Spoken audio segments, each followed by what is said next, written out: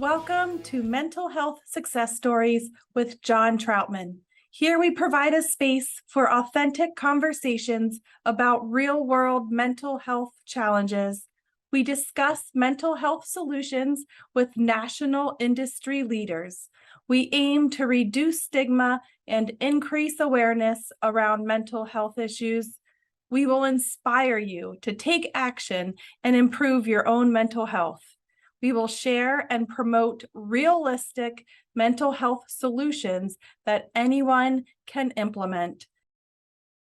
This podcast is provided to you for information purposes only to encourage a broad public understanding of various mental health topics. The podcast may represent the views and opinions of the author, host, and/or guests, and not necessarily the views and opinions of Pyramid Healthcare. Information contained in this podcast should not be relied upon as medical advice or as a substitute for medical advice. This podcast does not establish any doctor-patient relationship and is not a substitute for individual clinical judgment. If you need medical advice or you are experiencing a medical emergency, call your doctor or 911 immediately. And now here is our host of Mental Health Success Stories, John Troutman. Hi, everyone, and thank you for joining us today on today's podcast. As always, I am so excited to interview leaders in their industry that are willing to talk about a mental health challenge. We're hoping to tear down some of those barriers and those concerns that people have, that stigma that's out there in mental health. And I'm just so excited to kick off this podcast with a good friend of mine, Stacy Fry. Stacy is the Director of Communications with Alera Group, an independent national insurance and financial services firm created through the merger of like-minded, high-performing entrepreneurial companies across the United States. As many of us do, Stacy stumbled into the benefits industry by accident and has spent the last decade of her career working with employer groups across the country. Managing her love of writing with her industry knowledge has allowed her to develop a passion for employee-facing communications. It's been her mission to communicate the unique benefit strategies her clients put in place in an easily understood format from the CFO to the college intern. Stacy currently serves as a National Leadership Development Chair for NAHU, which just recently changed their name, and on the board of directors for United Cerebral Palsy of Central PA, as well as the treasurer for her local youth football organization. She is also a proud wife, mother of two, and avid football fan. So without further ado, I'd like to welcome everyone to Mrs.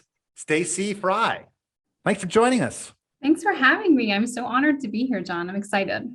So am I. And again, I told you I might do this. So again, this is a discussion. So it's just between you and I here. No one else is watching. No pressure. But many people don't realize this, that several years ago, Stacy invited me just when we initially became strategic partners. I mean, it was just fresh. And she said, why don't you come out to one of our breakfasts? A lot of our clients and partners will be there. I know it's last minute, but if you can make it, that'll be a wonderful thing. And she introduced me to Ryan Miller. And those of you who might know my story, I wouldn't be in this seat today or have half the success if it wasn't for Ryan Miller. But that all got started because of Stacy Fry taking the time to do that extra effort to make sure that I was included in an opportunity that may have been last minute. So I will always be very grateful for what you've done for me, both personally and professionally. You are a wonderful human being, not just an excellent professional. So I'm so honored to have you here today. Well, I'm really happy to be a very small part of your story, which would have been a huge story with or without me, but maybe it just went a little bit faster because of me. No. Yes, it was that extra boost. That was excellent. So if you don't mind, we're going to jump in here and just give us, I read your bio, which is fantastic. Help our audience understand what are some things you're doing right now without, I don't want you to give away, secret company secrets or anything like that, but what are some things you're working on now to give us a good overview of what Stacy's doing right now? Yeah, so you did give my bio. I've been with Alera, AIA is the firm that I'm with in Central PA for a little over 7 years in various positions, but most recently this communications position I took over just at the beginning of this year. And it's been a really great fit for me because I think so often as employee benefits consultants do, we get really excited to share our shiny new toys with finance leaders or HR professionals, and we get that buy-in from leadership, and then we kind of forget about the employees. And if there's no buy-in from the employees on these benefits, they're not doing any good. So that's where I come in. It's my job to communicate with employees about the value of their benefits, make sure they understand them, educate them throughout the year, not just open enrollment. So that's been my focus, working on a strategy and a plan for our clients to make sure that their benefits are being used the way they're meant to be. So it's been a really great passion of mine that I didn't know I had, and I just recently discovered, and I'm excited to produce that as I continue on in this role. That's excellent. That's excellent. Now, many people may or may not know you're a Michigan Wolverine fan. We share this similarity. But what are some things to help the audience here get to know you personally? What are some things you'd like to let them be aware of? So this may hurt me a little bit, but I actually went to Penn State. And when I met my husband, he was a Michigan fan, and I just like the colors better. So I switched to the maize and blue, and now we are big Michigan fans, also big professional football fans. I'm a New Orleans Saints fan, which you don't come across very often in Central PA, but I'm a proud member of the Houdat Nation. So football is a big part of our life. As you said, I'm a mom. I have an 11 and a 7-year-old. I think I've become a professional chauffeur over the past few years, driving them around. That takes up a lot of my time. And just, travel, love to travel. We have a place in New Orleans. We spend a lot of time there. So that's kind of what takes up my time when I'm not doing the job I'm paid for. Yeah. And you're also helping, you're volunteering in the activities that they do, right? You serve on a board there or something like that as well, right? I do. So I'm the treasurer of the Cumberland Valley Youth Midget Football, which is a very large organization here. So I kind of handle all of their money. And my husband always makes the joke at our board meetings, because I'm very stingy at the board meetings about where we spend our money. And he always makes the joke that, why is it so easy for me to spend our money, but I really put a lockdown on the football money. So I guess it's where your priorities are. It's all about the kids, right? It's all about the kids. Yeah. You're right. I have 2 boys. They both played football. So I understand that all the way through when they could barely put on a helmet and the copious hours involved. I don't regret any of those experiences or that time invested. So good for you. Yeah. Thank you. My son is, he's 7. He's a Smurf, which is the lowest level of football. And they're helmets on legs. Like that's what they are at this point, but they'll grow. Well, that's excellent. One of the things we want to do on this program is just allow the audience to hear a real story. Many people oftentimes think that when it comes to mental health, they have to be labeled with some fancy word or be given some terrible description of their circumstance to say that they have a mental health challenge. And that's not the case. I mean, truth be told, we all go through mental health challenges, whether or not it has a name. Things in business, things in life can impact our mental health. So I really appreciate you being here today. So my next question is really one that's going to transition into that space. I know you've gone through a wide range of experiences of business and life, but what is one story you'd like to share with us that impacted your mental health? Yeah, so I told you nothing is off the table in this conversation. I'm an open book, and my daughter is 11 years old, and she's my oldest. And when I was delivering her, I had a very, very traumatic childbirth with her. And you hear that a lot, right? You hear, I have an emergency C-section or this or that, but mine was serious. It was life or death for one of us in that moment. And we had a great team of doctors, and I had an emergency C-section where I was put to sleep. So the moment that she was born, I did not hear her first cry.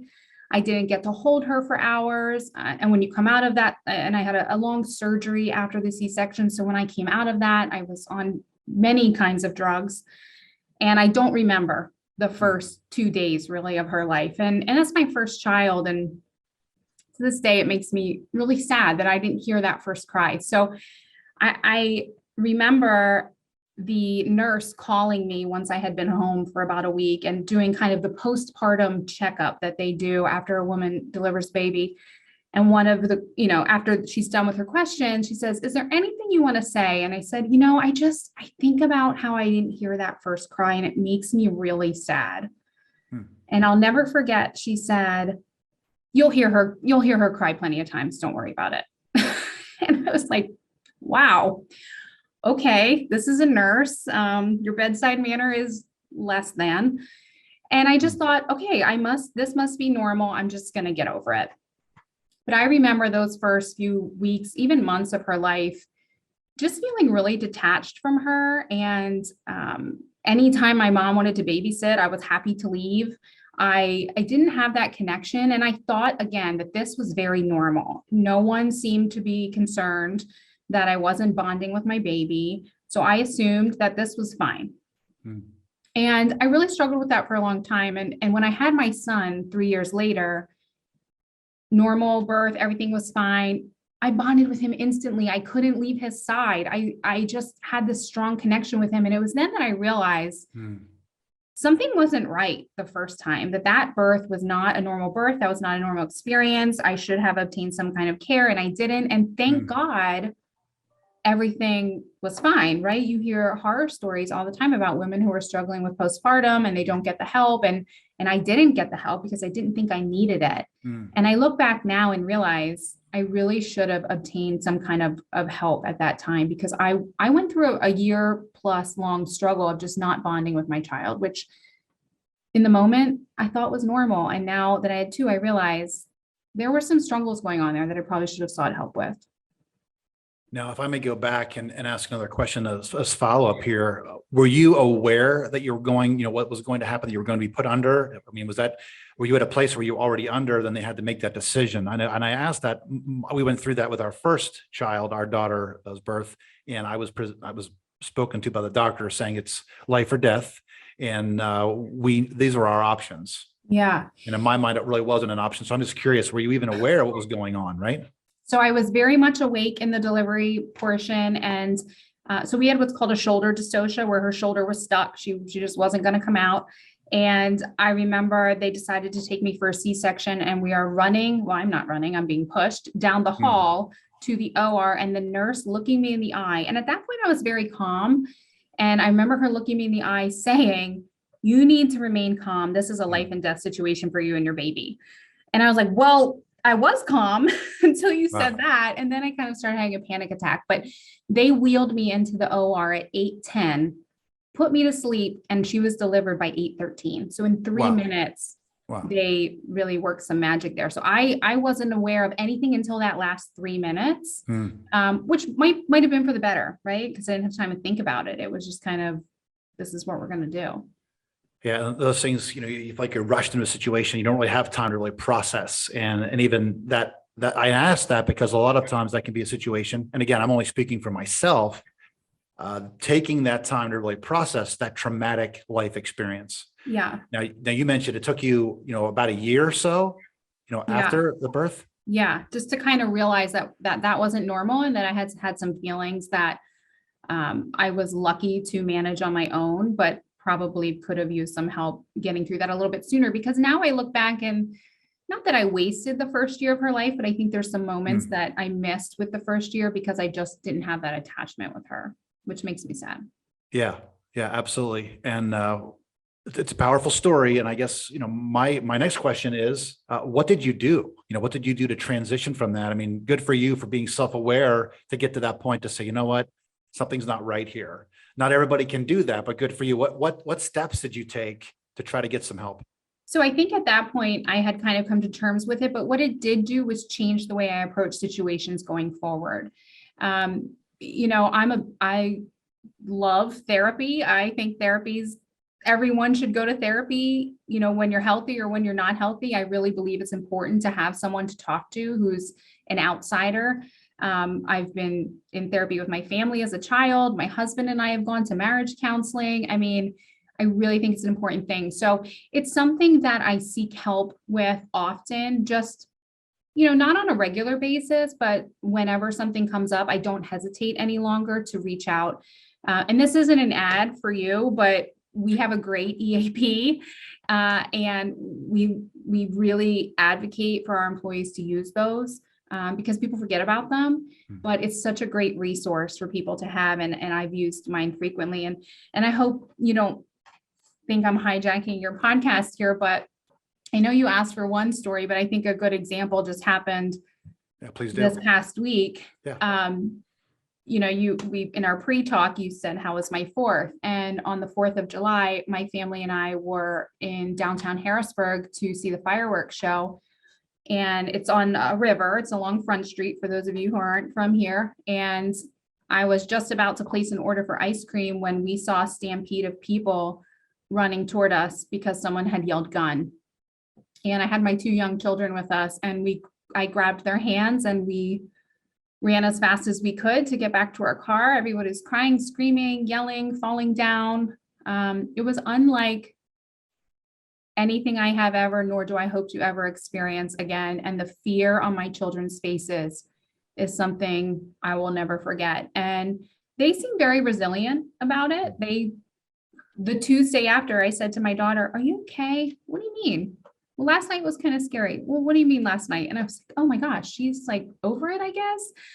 Whereas every time I close my eyes, I see it and I hear the screams. And this week has been difficult. And I have reached out already to have an appointment with a provider because I know that this is something that's going to haunt me for a while. So, long answer to your question, I just take the next step more proactively. I don't wait.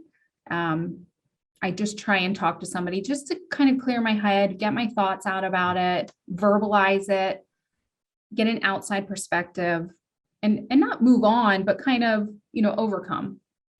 Excellent. And that's a great word choice there of overcoming. And, that's the hard part for all of us going through challenging times. We can either play the victim or we can play the victor, right? And that can be very challenging for people. And you're talking about a life-threatening situation, really, in both stories that you spoke of. I'm just wondering, looking back on the one where the birth of, you talked about that, all that you went through, is there anything, and I say this because, maybe people who are watching this or listening to this, maybe they won't experience identically or something really close, but the whole concept of potentially losing someone is the reality in both of your stories. So for those people who've gone through that type of event, maybe it could be a car accident or some other type of traumatic event, what's something that you would say to them? Looking back, I wish I could have done, or I wish I would have done this. That might have been a little bit more helpful, maybe from a time standpoint or something else. Is there anything at all, as you reflect on the whole birth time? Yeah. So I think 2 things, and they don't apply to everybody. The first thing is, and you mentioned it yourself, be the victim or the victor. You have to be your own advocate. And it's easy for me to look back now and say, I had a problem, I should have reached out. And now going forward, I know what to do. Sometimes you're so deep in that hole, you can't be your own advocate. You can't get out of your own way. I've struggled with anxiety and depression my whole life. I say many times, I have highs and lows. And when I'm in a low, sometimes it's really hard for me to get out of bed, let alone call a mental health provider. So if you can, when you recognize it, if it's not too late, be your own advocate and seek help from whatever avenue that is for you, whether it's, using an EAP, if you have a regular therapist, if it's a very close friend, whatever it is.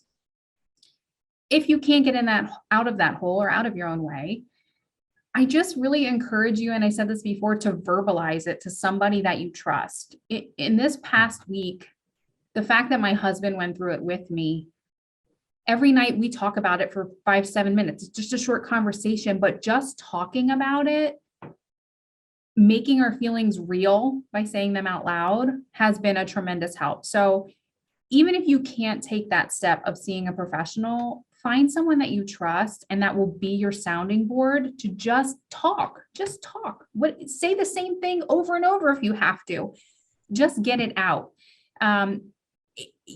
We can't, and I'm my own worst enemy at this piece of advice.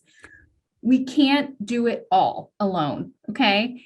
I have to tell myself that all the time. Sometimes you have to have someone to help reach down and pull you out of your hole.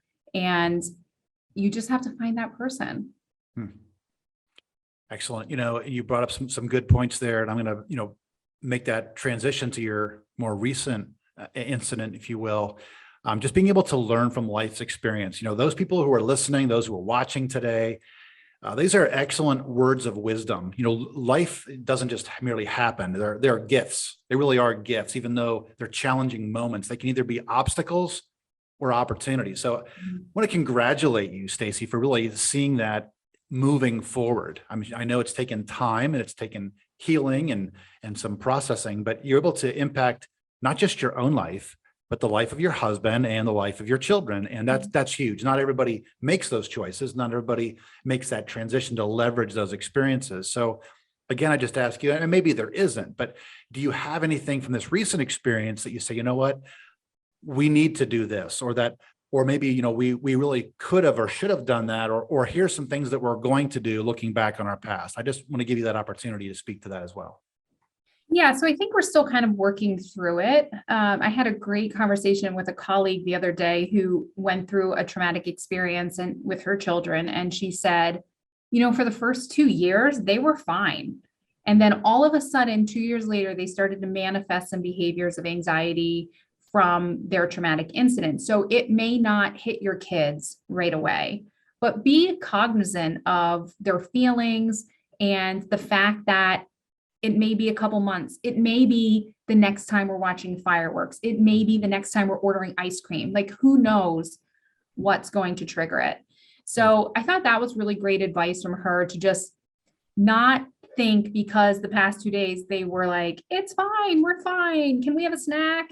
Like normal kid conversation, that they're fine. They very well may not be fine. So I think, and you alluded to this too, my child was born 11 years ago. It took me 11 years to kind of figure out how to handle my own mental health. It didn't happen overnight. There have been many instances in between where I probably didn't take the right mental health steps necessary. Like eating a full bag of chips is probably not a great mental health solution, but sometimes that's been my remedy. So I think you just have to look at the things that have worked for you in the past and give yourself some grace. Right? Like we all went through a traumatic experience. It wasn't just my children, it was myself and my husband. So, all of that said, I really think just taking it day by day and realizing there's not going to be one solution that's going to fit for me or my daughter or my son, and just taking it day by day and treating them as, individual humans with different needs is just the way we're going to have to proceed. Again, I so appreciate you taking time and sharing both of these stories. And I wasn't not even aware that happened. And I live in Harrisburg. So that's unbelievable and a very powerful story in both accounts. As we begin to wrap things up here, for anyone who's listening, watching, who's just experienced a potential loss of life of a loved one, maybe it was themselves. If you had the opportunity to speak to them directly, give them one bit of advice, what might you say to them now, really in light of both of these experiences? What might you say to them to hopefully inspire or encourage them to take action? Ooh, that's a big ask.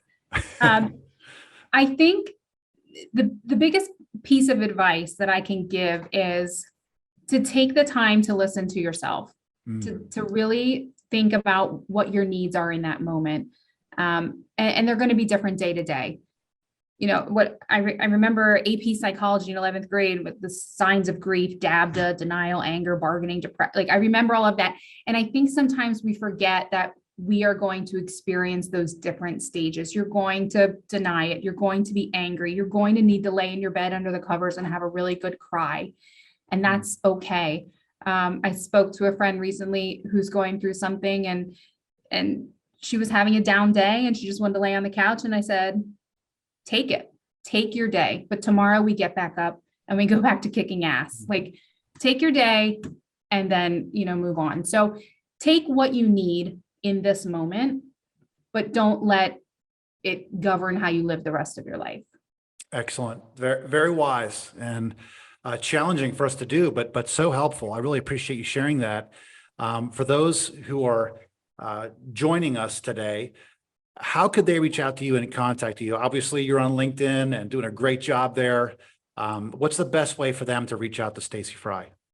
Yeah, so LinkedIn is a great place. You can always message me there. I'm pretty active on LinkedIn. You can always email me. My email is my name, which is there on the screen, stacy.fry@aleragroup.com. It's a pretty easy way to get in touch with me there. But I'm always happy to connect, and I love expanding my network and just meeting great people like you. So happy to connect any way that's easy for other people. Well, again, Stacy, thank you so much for joining us on today's podcast. You are a dear friend. I appreciate you, all that you're doing, and I so appreciate you taking the time to talk with us here today. Happy to do it. Thanks, John. And to everyone watching, tune again next week. We're going to bring in another rock star who's totally crushing it in the industry, and they're going to share another story. But friends, listen to what Stacy shared with us here today. Such powerful words and so challenging to do. We take that time to process and understand that it's okay to not be okay. Those are powerful words. And it is so important that we do that for our mental health. It's so important that you do that for your mental health, because when it all comes down to your mental health matters. Thanks for joining us, everyone. Have a great day.